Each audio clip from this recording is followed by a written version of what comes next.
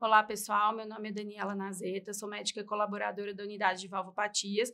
Hoje eu vou dar seguimento à nossa sequência de aulas Fundamentos em Doenças Valvares, tudo que você precisa saber sobre endocardite infecciosa e vou falar sobre as complicações à distância, como diagnosticar e tratar. As complicações à distância da endocardite refletem a natureza sistêmica da doença e elas representam uma importante causa de morbimortalidade. Essas complicações acontecem principalmente por embolizações sépticas, que nada mais são do que desprendimentos de pequenos fragmentos das vegetações que caem na circulação, podem se alojar em diversos órgãos, causando principalmente infartos e abscessos. Essas complicações podem gerar graves repercussões potencialmente fatais. Eu vou falar agora de cada sistema, começando com as manifestações neurológicas, que são as manifestações mais frequentes e temidas, podendo acometer cerca de 40% dos pacientes portadores de endocardite. Falando um pouco do AVC, nós podemos ter tanto o AVC isquêmico quanto o hemorrágico. O AVC isquêmico ele é o mais comum e ele acontece devido a uma obstrução arterial por esse êmbolo séptico. Já o AVC hemorrágico, ele vai ser causado por um aneurisma micótico roto. O aneurisma micótico, ele entra como outras complicações, ele vai ocorrer devido a uma dilatação na parede arterial, que é causada por uma fragilidade nessa parede vascular devido à disseminação hematogênica do micro-organismo. Ocorrem principalmente no sistema nervoso central, mas podem ocorrer em outros sistemas também. Outras complicações menos comuns, mas potencialmente graves, são o abscesso cerebral e a meningite asséptica ou purulenta. Essa é uma imagem para a gente ilustrar os aneurismas micóticos, como vocês podem ver aqui na ponta da seta, né? São essas formações saculares, né?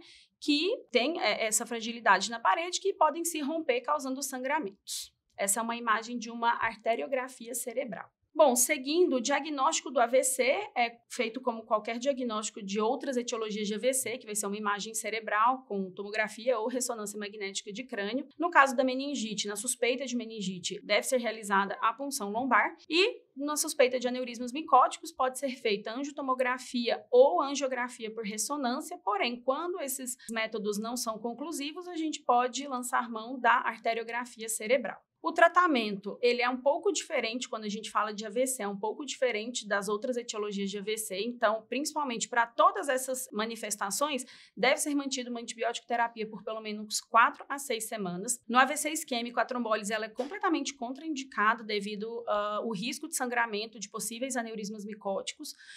A trombectomia ela está reservada para casos especiais em pacientes mais graves, em que tem uma evolução com menos de 24 horas dos sintomas e que não possuem nenhuma contraindicação, tanto mecânica quanto infecciosa. O AVC hemorrágico, o tratamento vai ser o suporte clínico e a avaliação dos aneurismas micóticos para ver quais aneurismas têm risco de ruptura e nesses aneurismas, né, quando eles são pequenos e estáveis, o tratamento ele é conservador, apenas com o tratamento com antibiótico terapia. Já em casos de aneurismas com risco de ruptura, o tratamento preferível é a embolização endovascular. Passando agora para as complicações oculares, uma das principais complicações vai ser a embolização séptica retiniana, que ocorre por obstrução das artérias retinianas. O paciente vai apresentar infartos e hemorragias locais e pode cursar com perda visual súbita, que pode ser parcial ou total, e pode ocorrer em um ou ambos os olhos. Uma outra complicação clássica e que está muito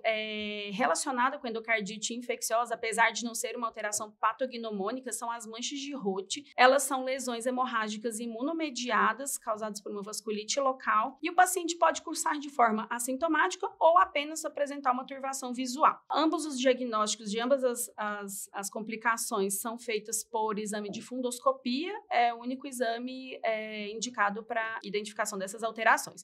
Nós temos outras duas manifestações que são bem menos comuns, porém potencialmente muito graves quando ocorrem, que é a endoftalmite e a neurite óptica. O diagnóstico ele é realizado através de exame oftalmológico completo, com campimetria visual, exame de fundoscopia, ultrassom ocular e cultura vítrea. Muitas das vezes, por serem alterações muito graves, o tratamento ele é iniciado antes mesmo do resultado da cultura. A única complicação ocular que vai ter um tratamento específico, além da antibiótico terapia sistêmica, vai ser a endoftalmite, que vai requerer uma antibiótico terapia intraocular e, em casos específicos, em casos mais graves, a vitrectomia de emergência. Essa é uma imagem, né, para a gente ver as manchas de Roth, que são essas lesões com halo hemorrágico e o centro esbranquiçado, que são resultantes de uma vasculite local, tá? E esse é um exame de fundoscopia, são alterações que são bem facilmente identificáveis. Falando agora das complicações renais, a glomerulonefrite imunomediada é a complicação renal mais clássica da endocardite infecciosa.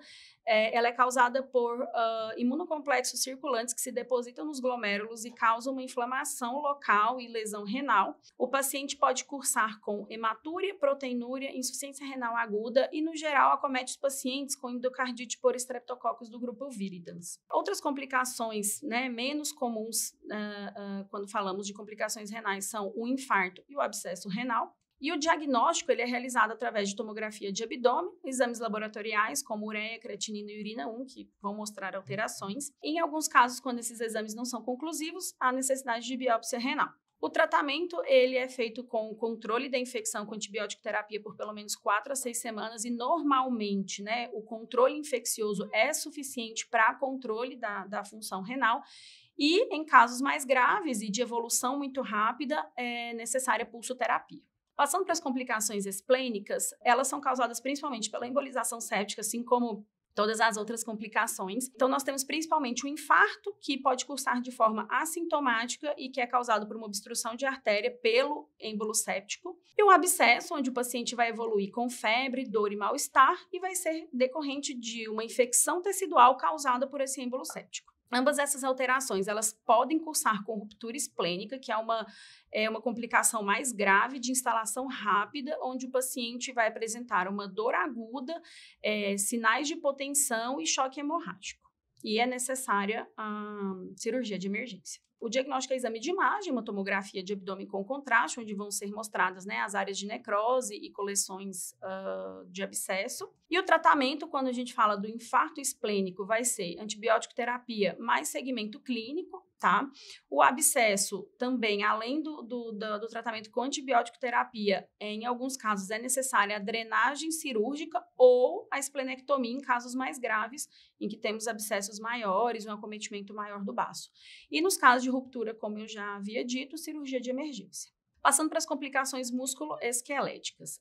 A disseminação hematogênica do micro-organismo, ela vai gerar, pode gerar, né, uma artrite séptica, osteomielite e espondilodicite. Nesse caso, o paciente vai evoluir com dor, febre e limitação do movimento. O diagnóstico é realizado por ressonância magnética e, no caso da artrite séptica, em alguns casos é necessário punção e cultura do líquido sinovial. O tratamento da artrite vai ser antibiótico terapia, punção ou drenagem cirúrgica, nos casos mais onde o paciente tem uma limitação maior do movimento e uma evolução desfavorável, né, quando o paciente tem mantido somente antibiótico terapia. Na osteomielite, na espondilodicite, a antibiótico terapia deve ser mantida por pelo menos 6 semanas. Os casos em que a coluna está afetada, é necessária imobilização e nos casos de compressão neurológica, instabilidade ou falha no tratamento, é necessário a abordagem cirúrgica. Bom, passando agora para as complicações pulmonares, o nosso último sistema, elas são causadas principalmente por endocardite do lado direito do coração, ou seja, envolvimento da válvula tricúspide, e também está muito relacionado a pacientes que fazem uso de drogas injetáveis ou portadores de dispositivos intracardíacos. São causados por embolização séptica, podendo, né, gerar embolia pulmonar, infarto, abscesso e empiema. O diagnóstico é realizado com tomografia de tórax e o contraste é utilizado apenas se necessário. E o tratamento fica com antibiótico terapia prolongada e drenagem do abscesso e do empiema, se necessário. Bom, pessoal, isso é o que eu tinha para falar sobre as complicações à distância. Muito obrigada.